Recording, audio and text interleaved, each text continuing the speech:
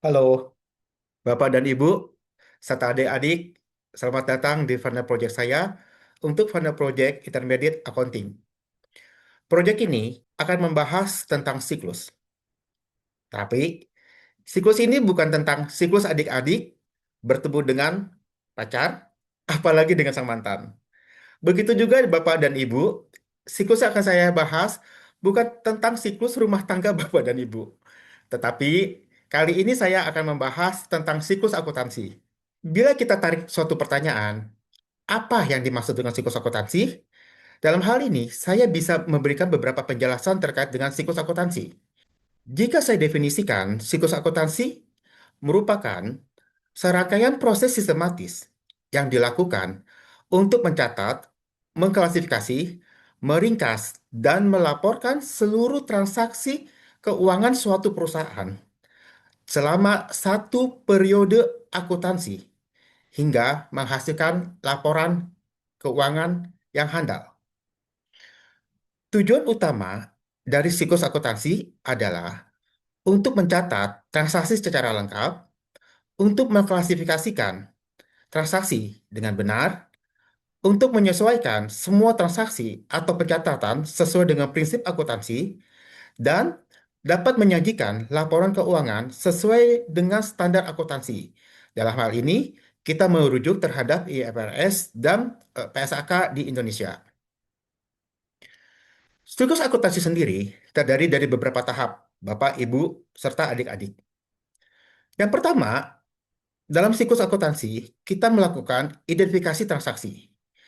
Yang kedua, kita melakukan analisa terhadap transaksi. Ketiga, kita melakukan pencatatan ke dalam jurnal umum. Keempat, kita melakukan proses posting ke buku besar atas transaksi di pencatatan jurnal umum tadi. Yang kelima, kita melakukan penyusunan neraca saldo. Dalam hal ini adalah neraca saldo yang belum disesuaikan. Yang keenam, kita melakukan penyusunan jurnal penyesuaian dengan tujuan untuk menghasilkan neraca saldo yang disesuaikan. Dalam hal ini adalah proses penyusunan laporan keuangan, di mana setelah laporan keuangan, kita melakukan proses jurnal penutup atau closing entry. Setelah itu, kita membuat yang namanya neraca saldo setelah penutup.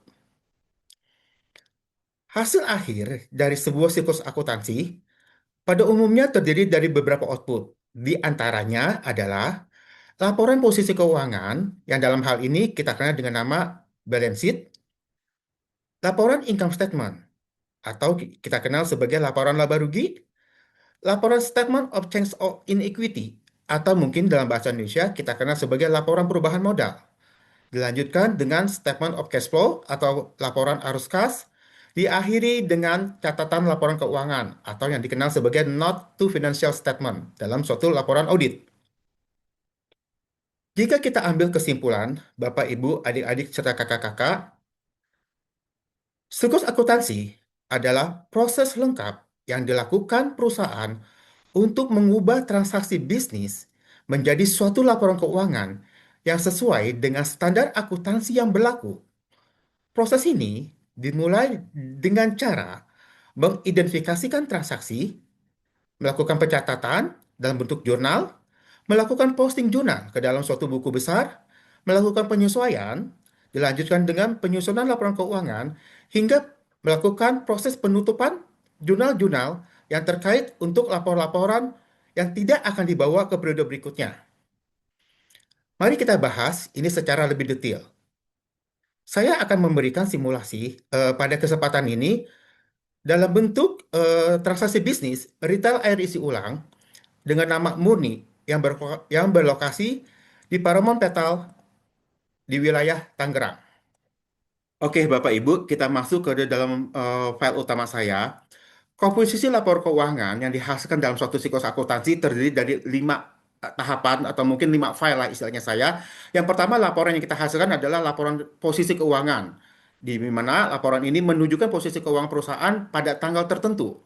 Yang kedua adalah laporan laba rugi dan penghasilan kooperatif atau mungkin kita mengenal dengan nama Statement of Profit and Loss and Other Comprehensive, di mana laporan ini menunjukkan kinerja perusahaan selama satu periode Laporan yang ketiga adalah dalam bentuk laporan perubahan ekuitas atau Statement of Change in Equity, di mana laporan ini menjelaskan perubahan setiap komponen ekuitas. Laporan keempat adalah laporan arus kas, yang di mana menjelaskan penerimaan dan pengeluaran kas selama suatu periode. Yang terakhir adalah laporan atas catatan laporan keuangan. Dalam hal ini menjelaskan secara rinci angka-angka dalam laporan keuangan. Ini saya berikan suatu gambar ilustrasi dari step 1 sampai dengan step 9 terkait accounting proses yang layaknya atau mungkin umumnya terjadi di dalam suatu siklus bisnis. Yang kedua, di sini saya ingin menjelaskan terdapat proses struktur accounting cycle di mana yang dilakukan secara step by step seperti penjelasan saya sebelumnya. Poin 1 sampai dengan poin 9 di sini saya sudah uraikan bagaimana proses ini, bagaimana definisinya, lalu tujuannya, ya kan? Lalu input dokumennya apa saja sih yang nanti yang dihasilkan dalam suatu proses kerja sampai dengan bagaimana tahapan ke proses berikutnya seperti itu. Nah, mungkin Bapak Ibu nanti bisa secara detail memilah-milah poin-poin mana saja yang dirasa perlu dan poin-poin mana saja mungkin yang dirasa kurang tepat dilakukan di proses kerja bisnis Bapak dan Ibu seperti itu. Tetapi ada satu garis besar yang saya harus berikan kepada Bapak Ibu dan teman-teman bahwa proses akuntansi ini tidak ada yang boleh di skip karena ini menjadi satu kesatuan utuh. Apabila proses kerjanya ada yang di skip atau tidak dapat dilaksanakan, maka bisa dipastikan outputnya menjadi tidak benar seperti itu. Jadi 1 sampai dengan 9 step ini wajib dilakukan di dalam menghasilkan laporan akuntansi yang baik dan cukup akurat dalam suatu bisnis kerja. Data-datanya adalah bahwa dalam hal ini kita butuhkan data yang terdapat di transaksi perbankan. Dalam hal ini kita merujuk terhadap rekening koran seperti yang kita sajikan. Dalam lembar kerja ini saya mencoba memberikan rangkuman berdasarkan rekening koran di dalam bentuk Excel saya dengan nama bank transaction, di mana data ini saya tarik semua dari laporan transaksi perbankan. Yang kedua, laporan yang saya ambil adalah laporan dari transaksi di buku kas kecil atau mungkin kita mengenalnya petty cash. Nah, ini semua saya tarik transaksinya dari bulan Juni sampai dengan akhir periode di 31 Desember. Seperti itu. Yang ketiga adalah bahwa proses kerja jurnal. Jadi dua transaksi ini, dua buku ini, sorry maksud saya adalah dua sumber data ini saya lakukan jurnal. Mungkin kita mengenal dengan nama jurnal umum, Bapak Ibu dan teman-teman. Inilah proses kerjanya seperti ini. Nah, ini masing-masing transaksi kita jurnal. Kita bedakan transaksi yang berasal dari bank in. Mungkin ini Ibu Bapak bisa lihat, teman-teman juga bisa mungkin bisa lihat source-source datanya dari mana saja. Ini adalah dari bank masuk, dari bank keluar, lalu ada dari PT Cash masuk, juga ada PT Cash keluar seperti itu. Nah, lalu jurnalnya seperti apa? Jurnalnya adalah masing-masing seperti di jurnal pada umumnya kita pasangkan debit kredit dari masing-masing transaksi dengan pemilihan chart of account atau mungkin akun-akun yang terkait seperti itu Bapak dan Ibu. Nah, akun-akun apa saja yang berhasil saya sajikan? Mungkin Bapak dan Ibu bisa lihat di sini di antaranya ada akun untuk bank expenses, bank interest, bahkan ada sampai dengan kalau kita scroll di bawah ini kita sudah bisa menemukan semua transaksi yang terkait dengan operasional perusahaan. Di antaranya supply gerai, ya kan? Ada pembelian seragam, ada pembayaran utilitas, ya kan? Lalu ada pembelian bahan baku dan lain sebagainya macamnya seperti itu.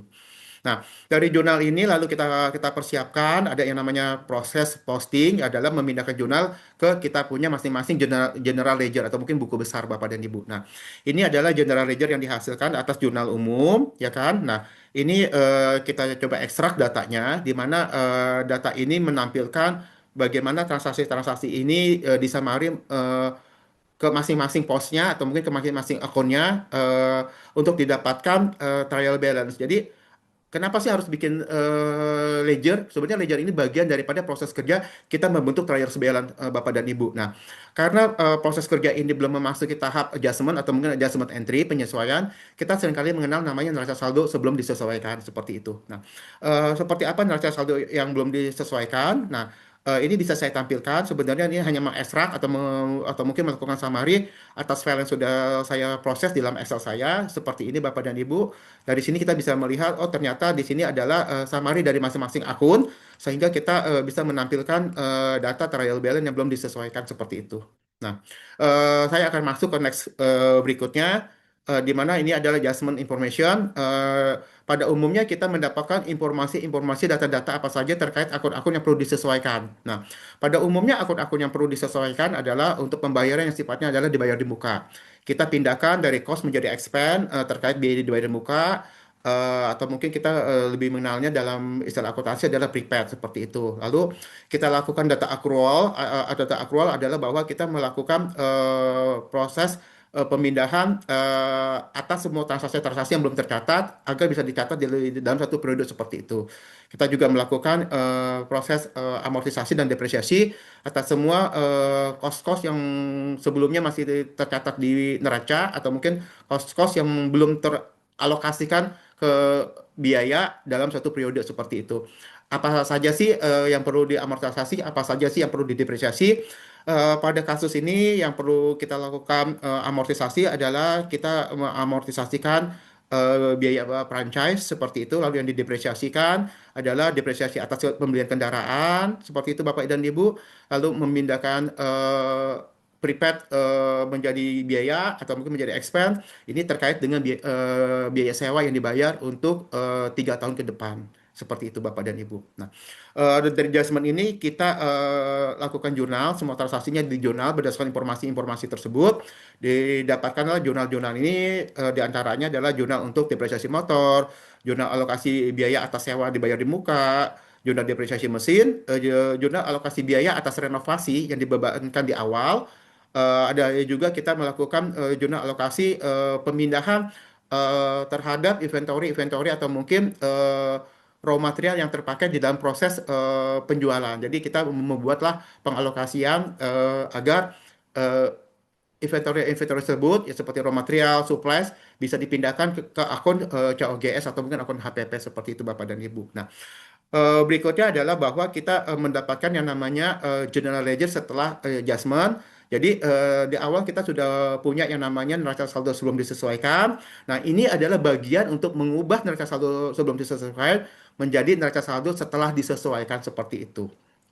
Nah, untuk mempermudah proses pemahamannya, saya menyajikan semua ini di dalam bentuk neraca 10 kolom. Nah, Bapak dan Ibu mungkin pernah mendengar apa sih neraca 10 kolom atau mungkin apa sih working paper. Nah, inilah tampilan yang Bapak Ibu bisa lihat bahwa proses kerjanya dari semua transaksi-transaksi yang di awal tadi yang sudah saya jelaskan, kita sajikan di dalam trial balance seperti ini. Ini adalah neraca saldo sebelum disesuaikan. Lalu kita masuk ke tahap pengalokasian berdasarkan adjustment entry sehingga kita mendapatkan adjusted trial balance. Nah, setelah didapatkan adjusted trial balance, maka kita memindahkan pos-pos yang ada di adjusted trial balance menjadi dua bagian besar. Yang pertama adalah pos-pos terkait income statement dan pos-pos terkait statement of financial position atau mungkin kita dengan mengenalnya dengan istilah balance sheet atau neraca ya. Nah, dari tahap ini belum selesai Bapak Ibu rangkaiannya karena kita harus masuk ke format masing-masing pelaporan yang pada umumnya. Nah, ini adalah cara kerja atau mungkin lembaga kerja pembantu kita untuk mempermudah kerja kita untuk membentuk laporan keuangan. Nah, laporan keuangan yang sebenarnya terdiri dari 5 bagian. Ini saya urai. Yang pertama adalah kita memiliki yang namanya income statement Bapak dan Ibu. Income statement yang disajikan adalah pendapatan serta biaya-biaya dalam proses perolehan pendapatan juga ada kita mengenalnya dalam istilah biaya operasional. Lalu ada biaya-biaya yang sifatnya indirect dalam suatu bisnis kita mengenalnya dengan nama istilah biaya general and administration seperti itu hingga didapatkan untung atau kerugian suatu operasional usaha pada akhir suatu periode seperti itu. Nah, dalam kasusnya saya ini kasusnya adalah bahwa unit bisnis ini mengalami kerugian di tahun pertamanya mereka karena mereka baru didirikan sekitar April dan operasional baru berjalan di Juni 2025, sedangkan pembukuan ini untuk tahun 2025. Nah, jadi operasionalnya mereka masih rugi di tahun-tahun pertama mereka sebesar 21.154.878. Nah, dari income statement ini kita masuk ke step statement of equity atau mungkin perubahan modal di mana kontribusinya adalah bahwa kita menyajikan berapa sih modal modal utama yang disetor dalam suatu bisnis ini, lalu berapa sih hasil yang diperoleh dalam suatu periode yang disajikan dalam laporan laba rugi seperti itu. Nah, jadi laporan statement of change in equity ini sebenarnya hanya menyajikan komposisi modal kerja suatu bisnis ini sudah tergerus seberapa besar, atau mungkin sudah bertambah seberapa besar. Tergerus dalam artian bahwa bisnisnya itu mengalami kerugian sehingga modal kerjanya tergerus oleh kerugian, atau mungkin bertambah seberapa besar dalam artian bahwa investasi orang ini atau mungkin investasi para investor di dalam suatu perusahaan sudah bertambah berapa besar dari keuntungan yang diperoleh seperti itu. Nah, ini bisa dilihat di dalam laporan perubahan modal, Bapak dan Ibu. Nah, dari laporan perubahan modal berikutnya kita bisa masuk ke laporan balance sheet atau mungkin di dalam bentuk statement of financial position, di mana yang membedakan antara pertanggalan dalam laba rugi dan neraca adalah untuk posisi di 31 Desembernya Bapak dan Ibu. Kalau di laba rugi kita melihatnya adalah bahwa for period 2025, artinya dia membahas satu transaksi di dalam satu tahun. Nah, sedangkan kalau untuk balance sheet sendiri atau di neraca kita menyatakan bahwa inilah kondisi per tanggal 31 Desember, dalam artian posisi per akhir tahunnya seperti itu. Jadi yang satu posisi per satu tanggal, yang satu whole transaksi di dalam satu tahun seperti itu Bapak dan Ibu, yang membedakan penanggalan antara laba rugi dan neraca. Nah, neraca sendiri sebenarnya terdiri dari tiga komponen besar, yaitu aset, liabilities, dan equity, Bapak dan Ibu. Seperti yang Bapak Ibu lihat, ini disajikan berdasarkan ketentuan IFRS terbaru, di mana yang sifatnya non-current berada di posisi atas, seperti ini Bapak dan Ibu, dan sifatnya yang current berada di bawah. Berbeda dengan peraturan beberapa tahun yang lalu, di mana current berada di atas dan non-current berada di bawah seperti itu. Nah, secara umumnya balance sheet ini sendiri adalah menyajikan kondisi perusahaan atau mungkin aset, kewajiban, dan equity perusahaan secara keseluruhan di dalam satu perusahaan. Nah, dari balance sheet ini kita beranjak untuk berikutnya adalah untuk di pembentukan cash flow Bapak dan Ibu. Cash flow ini sebenarnya ada dua metode, direct dan indirect. Nah, yang saya pakai di sini adalah direct approach. Karena kenapa? Karena untuk mendapatkan metode indirect sebenarnya saya membutuhkan neraca awal, karena bisnis ini adalah baru dibentuk di tahun 2025, jadi agak sedikit kurang ideal aja untuk melakukan pendekatan ini. Jadi dengan cara direct buat saya jauh lebih simple, kita menarik datanya. Nah, satu hal yang harus kita pahami, cash flow sendiri adalah menyajikan laporan uang masuk dan uang keluar secara real, tapi dengan mengesampingkan accrual, seperti itu Bapak dan Ibu. Jadi ini boleh bisa dibicarakan bahwa ini adalah seperti menyajikan laporan cash basis untuk arus kas keluar dan arus kas masuk seperti itu.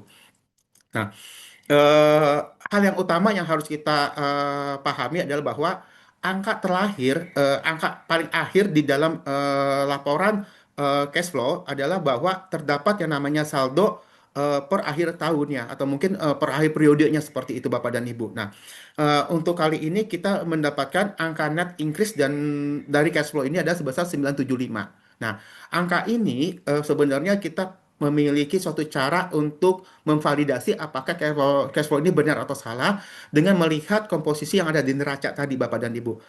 Di sini kan kita di neraca, boleh saya bawa sebentar ke posisi neraca.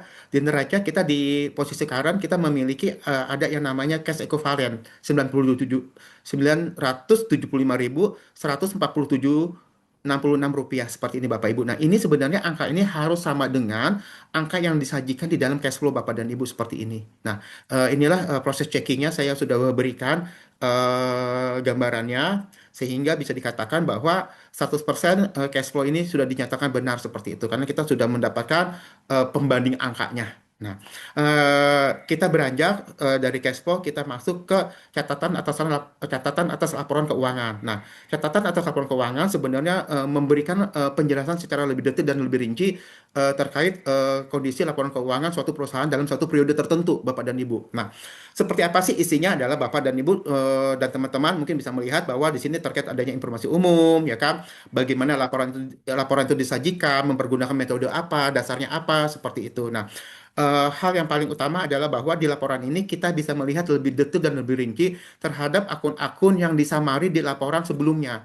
Laporan yang mana? Laporan laba rugi dan laporan yang ada di balance sheet atau neraca. Nah, seringkali penyajian laporan keuangan dilakukan secara summary. Misalnya seperti laba rugi, mereka hanya bilang, oh ya ada HPP, tetapi tidak diberitahu bagaimana perhitungan HPP-nya. Atau mungkin di laporan suatu laba rugi, suatu perusahaan hanya menyajikan namanya total operating expenses tanpa kita tahu rinciannya seperti apa. Begitu juga dengan balance sheet atau neraca. Mungkin ada sebagian orang hanya mencatat kas dan setara kas, tapi tanpa kita tahu isinya apa. Atau mungkin dia mencatat persediaan tanpa kita tahu terdiri atas apa persediaannya. Maksudnya finish good-nya berapa, raw materialnya berapa, apakah ada supply yang dicatat sebagai persediaan dan lain sebagainya macamnya seperti itu. Nah, di laporan catatan keuangan ini sebenarnya memberikan penjelasan secara lebih rinci. Contohnya seperti apa? Contohnya seperti yang saya sajikan di sini. Contohnya bahwa laporan cash dan equivalent disajikan dengan angka 975. Nah, di sini saya berikan rinciannya 975 itu apa sih rinciannya? Ada petty cash, ada bank, hingga totalnya menjadi balance dengan posisi di laporan laba rugi dan sorry, dengan ada di laporan neraca dan laporan yang ada di catatan atas laporan keuangan seperti ini. Bisa juga yang terkait dengan laba rugi adalah bahwa di sini saya memberikan perhitungan terkait pembentukan HPP. Contohnya seperti ini, Bapak dan Ibu. Laporan laba rugi menyajikan bahwa HPP yang disajikan dalam suatu periode adalah sebesar 62 juta sekian. Nah, di laporan catatan atau laporan keuangan ini kita harus membreakdown. Perusahaan harus melakukan rincian lebih detail untuk memberikan penyajian lebih rinci terhadap pengguna atas laporan keuangan bahwa ini terdiri atas apa. Nah, contohnya saya sajikan di sini adalah bahwa oh ternyata pembentukan HPP ini terdiri atas penggunaan raw material sebesar 28 juta, penggunaan supply sebesar 9 juta, lalu ada penggunaan utilities expenses yang terkait dengan pembentukan suatu produk adalah sebesar 6 juta. Sehingga totalnya kita dapatkan termasuk depresiasi sebesar angkanya 62 juta sekian seperti itu Bapak dan Ibu. Nah, jadi secara gamblangnya ini semua akan sangat membantu para pengguna keputusan terhadap laporan keuangan seperti itu. Nah, satu hal poin penting yang harus kita cantumkan dalam catatan atau laporan keuangan adalah untuk subsequent event atau mungkin kejadian-kejadian yang akan datang atau mungkin kejadian-kejadian yang krusial. Nah, dalam hal ini saya menyajikan di sini bahwa tidak terdapat kejadian material setelah tanggal pelaporan. Nah, sehingga para investor atau mungkin para pengguna laporan keuangan bisa meyakinkan bahwa laporan ini tidak perlu diragukan di masa yang akan datang. Nah, ini terkait dengan going concern Bapak dan Ibu. Artinya bahwa jangan sampai laporan ini dinyatakan bagus, ternyata proses tuntutan atau mungkin proses pilot dari para lawan transaksi itu sedang berlangsung. Nah, sehingga nanti hasil menjadi sangat biasa hasil yang disajikan dalam laporan keuangan ini menjadi sangat bias sekali seperti itu Bapak dan Ibu. Oke. Nah, dari laporan ini untuk menghemat waktu saya akan langsung masuk ke posisi closing entry Bapak dan Ibu. Nah, closing entry ini adalah kita untuk menutup akun-akun yang sifatnya tidak permanen. Apa sih akun yang permanen, akun tidak permanen? Akun permanen itu adalah akun-akun yang berada di balance sheet. Karena akun-akun ini akan dibawa terus-menerus selama perusahaan ini masih beroperasional seperti itu. Nah, akun-akun yang tidak permanen berada di laba rugi karena akun-akun ini hanya digunakan atau mungkin angka-angkanya hanya dapat disajikan di dalam satu periode. Inilah alasan kenapa di laba rugi kita pakai for period 2025, sedangkan di balance sheet kita S 31 Desember 2025 seperti itu. Nah, bagaimana penjurnalannya? Penjurnalannya adalah bahwa kita mempergunakan yang namanya jurnal income summary Bapak Ibu untuk menolkan semua transaksi-transaksi yang sifatnya non permanen. Oke. Contohnya seperti pendapatan kita nolkan melalui income summary ya kan. Expense juga sama kita nolkan dengan income summary. Prinsipnya gampang kok Bapak Ibu. Kalau transaksi itu adalah akun normalnya di kredit, maka income summary-nya itu ada di debit atau mungkin sebaliknya. Yang akun normalnya biaya-biaya ada di debit, maka income summary-nya itu kita pindahkan nolkannya kan berarti kan kita harus pindahkan ke kredit posisi biaya-biayanya. Jadi income summary ada di debit. Jadi ini hanya berlawanan dengan akun normalnya. Oke. Nah, revenue yang awalnya normalnya ada di kredit, kita pindahkan ke posisi debit. Jadi income summary-nya ada di kredit. Begitu juga dengan biaya. Biaya-biaya yang akun utamanya adalah ada di debit, kita untuk nolkan kita pindahkan ke kredit. Sehingga income summary-nya akan berada di posisi sebelahnya seperti itu Bapak dan Ibu. Nah, contohnya adalah di dalam closing entry adalah memindahkan laba. Laba yang dihasilkan di dalam suatu periode harus kita pindahkan ke return earning. Nah, return earning-nya kan akun yang berada di balance sheet Bapak dan Ibu. Nah, caranya gimana? Caranya adalah bahwa kalau akun perusahaan itu adalah laba, laba kan akun normalnya kan ada di kredit. Nah, kita pindahkan menjadi debit seperti itu atau mungkin sebaliknya juga sama. Kalau akun rugi, rugi kan berarti ada di debit. Kita pindahkan ke kredit seperti itu Bapak dan Ibu. Nah, jadi untuk kali ini karena posisinya adalah rugi, maka jurnalnya adalah return earning pada income summary sebesar 21 juta sekian, sesuai angka yang disajikan di delapan laba rugi. Nah, bagaimana cara checkingnya? Bagaimana cara memastikan bahwa income summary ini sudah sesuai atau mungkin tidak akan bermasalah di post closing trial balance? Nah, metode satunya paling gampang adalah bahwa lakukan checking dengan cara membuat neraca T atau mungkin tekon kita istilahnya. Nah, di sini saya sudah melakukan summary atas income summary. Karena apa? Income summary ini kan seperti akun cadangan atau mungkin akun transfer aja Bapak dan Ibu. Karena kita hanya untuk mempergunakan ini untuk memindahkan satu akun menjadi akun lainnya sehingga posisinya nol. Nah, begitu juga income summary-nya. Di akhir periode, income summary tidak boleh membawa angka. Maka income summary posisinya harus nol. Sehingga income summary tidak disajikan di laporan trial balance setelah closing entry. Nah, ini posisinya menjadi nol Bapak dan Ibu karena debit dan kredit sudah sesuai. Artinya, proses kerja di sini sudah bisa saya nyatakan kita sudah benar dan sudah sesuai. Artinya mungkin dengan mempergunakan bahasa akuntansi kita bilang ini sudah balance seperti itu. Nah, posisi paling akhir adalah kita melakukan yang namanya post closing trial balance, di mana trial balance yang sudah kita sajikan di sebelumnya yang adjusted trial balance kita kan sudah nolkan nih dengan jurnal income summary. Nah, inilah hasilnya. Apa-apa saja yang disajikan di dalam post closing trial balance ini adalah modal awal untuk kita gunakan di periode setelahnya. Nah, dalam hal ini artinya karena kita closingnya di 31 Desember 2025, maka artinya angka-angka ini akan dibawa pada saat transaksi perusahaan per tanggal 1 Januari 2026. Seperti itu. Inilah modal awal suatu operasional perusahaan yang akan kita lakukan. Nah, jika Bapak, Ibu, dan teman-teman sadari, sebenarnya angka ini sebenarnya angka yang kita pindahkan dari balance sheet atau mungkin neraca. Jadi bisa dibilang bahwa neraca per 31 Desember dengan post closing trial balance ini mirip angkanya, sama persis angkanya. Hanya saja tadi kita mempergunakan satu step closing entry untuk menyajikan ke trial balance karena neraca awal tidak bisa kita pakai untuk proses kerja karena secara sistem post closing trial balance yang akan kita pergunakan untuk di periode berikutnya seperti itu. Karena nanti kan ledgernya yang akan kita gunakan ledger dari post closing trial balance. Pada kesempatan ini di mana proses kerjanya adalah bahwa step by stepnya sudah saya uraikan. Semoga informasi ini berguna untuk Bapak dan Ibu juga teman-teman yang sedang mempelajari proses akuntansi atau mungkin bisa kita mengenal namanya siklus akuntansi seperti itu. Terima kasih Bapak Ibu waktunya, terima kasih untuk semua kesempatannya. Saya mohon maaf bila ada hal-hal yang masih kurang berkenan atau mungkin yang tidak sesuai dengan ekspektasi Bapak Ibu dan teman-teman. Dengan demikian saya akhiri presentasi saya untuk kali ini. Semoga saya bisa memberikan presentasi yang lebih baik di masa yang akan datang. Terima kasih sekali lagi, terima kasih semuanya, terima kasih supportnya.